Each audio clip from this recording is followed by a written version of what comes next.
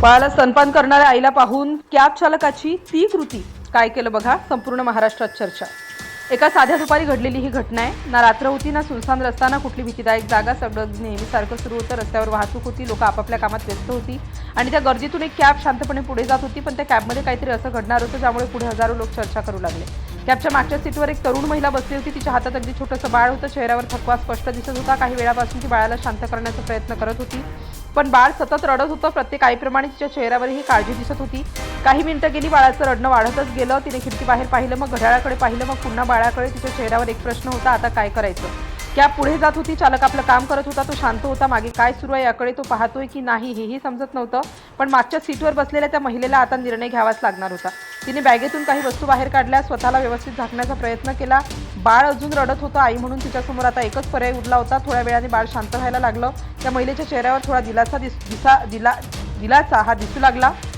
पण त्याचवेळी तिच्या मनात दुसरीच चिंता सुरू झाली. समोर बसलेला चालक तो मागे पाहत असेल का, आरशातून काही दिसत असेल का. अनेक महिलांना अशा क्षणी अस्वस्थ वाटतं, विशेषतः प्रवासात, कारण कधी कधी काही नजर शब्दांपेक्षा जास्त त्रास देतात. त्यामुळे ती महिला सतत समोरच्या आरशाकडे बघू लागली. काही सेकंद गेले, मग अचानक तिच्या लक्षात एक गोष्ट आली. काहीतरी बदललं होतं, पण नेमकं काय हे तिला लगेच समजलं नाही.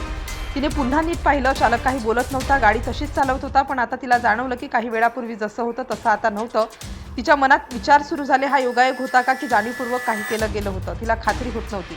बाळ आता पूर्णपणे शांत झालं होतं. आई म्हणून तिच्या चेहऱ्यावर समाधान होतं, पण तिच्या मनात आता वेगळाच प्रश्न सुरू होता.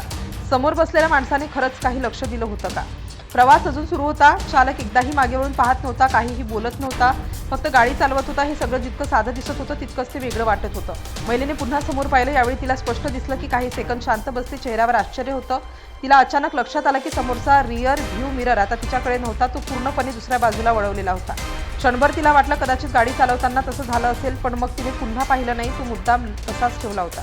तिने चालकाकडे पाहिलं. तो अजूनही शांतपणे गाडी चालवत होता. कोणताही मोठेपणा नाही, कोणतेही स्पष्टीकरण नाही, काहीच नाही.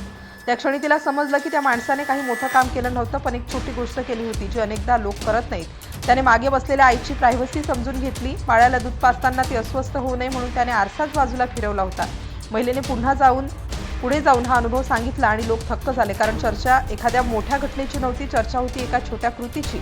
कधी कधी समाज बदलण्यासाठी मोठी भाषणं लागत नाही, फक्त एवढं पुरेसं असतं की समोरची व्यक्ती कोणत्या परिस्थितीत आहे हे समजून घ्यावं. आणि त्या दिवशी त्या कॅबमध्ये बसलेल्या चालकाने नेमकं तेच केलं.